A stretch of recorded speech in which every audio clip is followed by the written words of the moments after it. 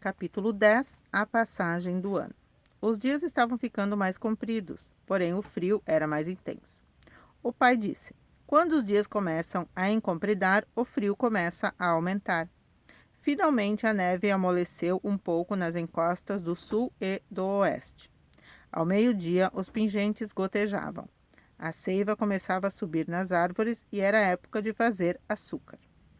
Nas manhãs frias, pouco antes do nascer do sol, Almanzo e o pai dirigiam-se ao bosque de Bordos. O pai levava uma grande canga nos ombros e Almanzo uma pequena.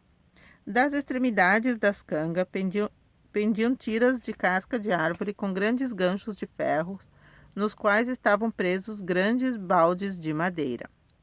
Em cada árvore o pai fizera um buraco e enfiara nele um pequeno cano. A seiva doce do bordo saía do cano e pingava em pequenos baldes. Indo de árvore em árvore, Almanzo esvaziava os baldes dentro de baldes maiores.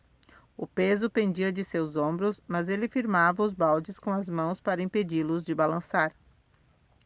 Quando ficavam cheios, ia até o grande caldeirão e os esvaziava dentro dele.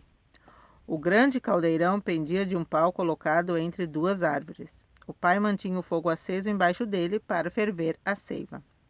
Almanzo gostava de andar por entre o bosque gelado e selvagem. Caminhava por cima de uma neve sobre a qual ninguém havia andado antes e somente os seus próprios rastros apareciam atrás dele. Esvaziava diligentemente os baldes pequenos nos maiores e sempre que tinha sede bebia um pouco da seiva fina, doce e gelada. Gostava de voltar para perto da fogueira. Remexia com um pau e via as faíscas voarem. Aquecia o rosto e as mãos no calor forte e sentia o cheiro da seiva fervendo. Depois, tornava a entrar no bosque. Ao meio-dia, a seiva estava fervendo no caldeirão. O pai abria a marmita e Almanzo sentava-se no tronco ao lado dele. Comiam e conversavam. Tinham os pés esticados para perto do fogo e às suas costas havia uma pilha de troncos. Ao redor deles só havia neve, gelo e mata virgem, mas sentiam-se confortáveis e aconchegados. Depois de comerem, o pai ficava perto do fogo para vigiar a seiva, mas Almanzo ia procurar frutinhas de inverno. Debaixo da neve, nas encostas do lado sul, as frutas vermelhas estavam maduras entre as espessas folhas verdes. Almanzo tirava as luvas e cavava a neve com as mãos nuas. Encontrava os cachos vermelhos e enchia a boca com eles. As frutinhas partiam-se entre seus dentes, espirrando seu suco aromático. Nada era tão bom quanto as frutinhas de inverno tiradas de dentro da neve. As roupas de Almanzo achavam-se cobertas de neve. Seus dedos estavam duros e vermelhos de frio, mas ele só largava uma encosta do lado sul depois de a ter remexido toda. Quando o sol começava a baixar atrás dos troncos dos bordos, o pai atirava a neve sobre o fogo, que logo se apagava chiando e soltando vapor. Então o pai derramava a calda quente dentro dos baldes. Ele e Almanzo tornava a pôr as cangas nos ombros e carregavam os baldes para casa. Derramavam o xarope na grande caçarola de cobre da mãe no fogão da cozinha. Então Almanzo começava a executar as tarefas noturnas enquanto o pai ia buscar o resto da calda no bosque. Depois do jantar, a calda estava pronta para preparar o açúcar. A mãe colocava com uma concha em vasilhames de leite e deixava esfriar. Quando amanhecia, cada vasilhame continha um grande bolo de sólido açúcar de bordo. A mãe retirava os redondos bolos dourados e os guardava nas prateleiras mais altas da despensa. A seiva corria dia após dia e todas as manhãs Almanzo ia recolhê-la e fervê-la com o pai. Todas as noites a mãe fazia açúcar. Faziam todo o açúcar de que necessitariam para o ano seguinte.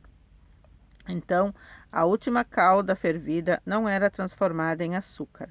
Guardavam-na em jarras na adega, era o xarope do ano.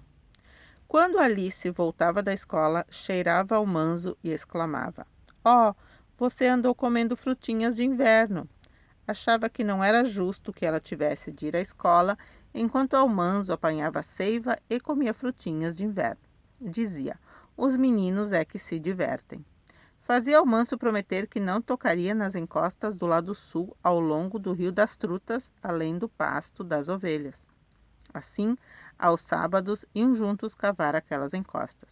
Quando Almanzo encontrava um cacho vermelho, ele gritava, e quando Alice encontrava um, também gritava, e às vezes os dois dividiam entre si, às vezes não. Mas engatinhavam por todas as encostas do lado sul e comiam frutinhas de inverno a tarde inteira. Almanzo trouxe para casa um balde cheio das espessas folhas verdes e Alice as enfiou numa grande garrafa. A mãe encheu a garrafa com uísque e guardou-a. Aquilo era para aromatizar depois os bolos e os doces. Cada dia a neve se derretia um pouco. Os cedros e os abetos sacudiam-na e ela caía em gotas dos galhos nus dos carvalhos, dos bordos e das faias. Ao longo das paredes dos celeiros e das casas, a neve estava esburacada pela água que caía dos pingentes, e finalmente os pingentes caíram quebrando-se. A terra apareceu, úmida, formando manchas escuras aqui e acolá. As manchas espalharam-se. Apenas os caminhos percorridos estavam brancos e um pouco de neve permanecia na parte norte dos prédios e dos montes de lenha. Terminou então o período de inverno da escola e a primavera chegou. Certa manhã o pai foi a Malone, mas voltou apressado antes do meio-dia, gritando as notícias ainda dentro da carroça. Os compradores de batata de Nova York estavam na cidade. Royal correu ajudar a atrelar a parelha na carroça. Alice e Almanzo correram a apanhar cestas no alpendre. Rolaram-na pelas escadas da adega e começaram a enchê-las de batatas o mais depressa que podiam. Já tinham enchido 2 cestas quando o pai encostou a carroça no alpendre da cozinha. Então começou a corrida. O pai e Royal levavam rápidos as cestas para cima e as esvaziavam dentro da carroça. Almanzo e Alice apressavam-se em encher mais cestas do que as que eram levadas para cima. Almanzo procurava encher mais cestas do que Alice, mas não conseguia. Ela trabalhava tão depressa que se virava para a caixa enquanto sua saia-balão ainda se encontrava rodando para o outro lado.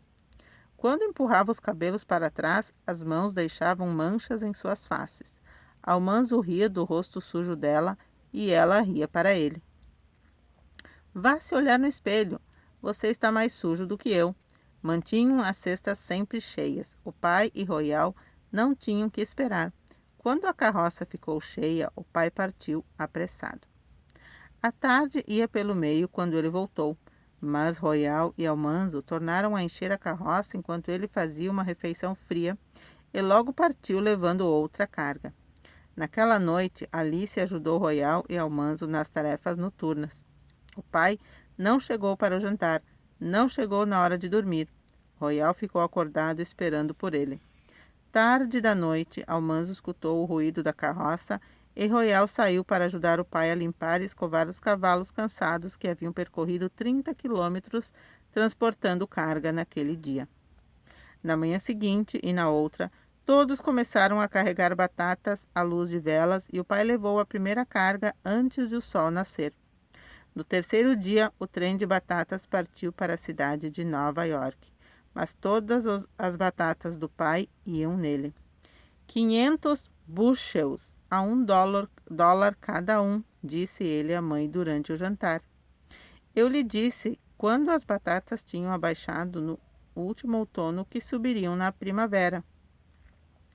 Bushel significa alqueire, medida de capacidade para cereais, correspondente nos Estados Unidos a 35.238 litros. Isto representava $500 no banco. Estavam todos orgulhosos do pai, que cultivava tão boas batatas e sabia tão bem quando guardá-las e quando vendê-las. É ótimo, disse a mãe, transbordante de satisfação. Todos se sentiam felizes, porém, mais tarde a mãe disse: Bem, agora que estamos livres, começaremos a limpar a casa. Amanhã bem cedo. Almanzo odiava limpar a casa. Tinha de arrancar as taxas dos tapetes, que pareciam cobrir quilômetros de extensão. Depois os tapetes eram pendurados em cordas lá fora e tinha de batê-los com um pau comprido. Quando era pequeno, corria por baixo dos tapetes, fingindo que eram barracas. Mas agora, que estava com 9 anos e tinha de bater aqueles tapetes sem parar, até que não saísse mais poeira. Tudo na casa foi mexido, varrido, lavado e polido. Tiraram todas as cortinas, levaram os colchões de penas para fora, a fim de se arejarem. Todas as colchas e lençóis foram lavados. Desde o amanhecer até o anoitecer, Almanzo corria, bombeando água, apanhando lenha, espalhando palha limpa para soalhos varridos e depois ajudando a esticar os tapetes sobre eles e, finalmente, pregando todas as taxas nos seus cantos novamente. Passou dias e dias na adega, ajudando o Royal a esvaziar as caixas de legumes. Tiraram todas as maçãs, cenouras e nabos estragados e tornaram a guardar os bons em outras caixas que a mãe havia limpado. Pegaram as outras caixas e as guardaram no alpendre. Levaram para fora potes, jarros e vasos, até que a adega ficou quase vazia. Então a mãe esfregou as paredes e o chão. O Royal derramou água em baldes de cal e Almanzo os mexeu até que a cal parou de fervilhar. Depois caiaram a adega inteira. Foi divertido.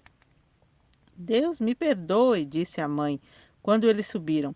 Caiaram a adega tão bem quanto a vocês próprios? Quando secou, a adega ficou fresca e limpa, cor de neve. A mãe levou os vasilhames de leite para baixo, colocando-os nas prateleiras limpas. Os barriletes de manteiga haviam sido polidos com areia e postos a secar ao sol. E Almanzo os arrumou em fila no chão limpo da adega, a fim de serem enchidos com a manteiga do verão. Lá fora floriam os lilazes e as bolas de neve. Violetas e botões de ouro estavam em flor nas verdes pastagens. Pássaros construíam seus ninhos e era época de trabalhar nos campos.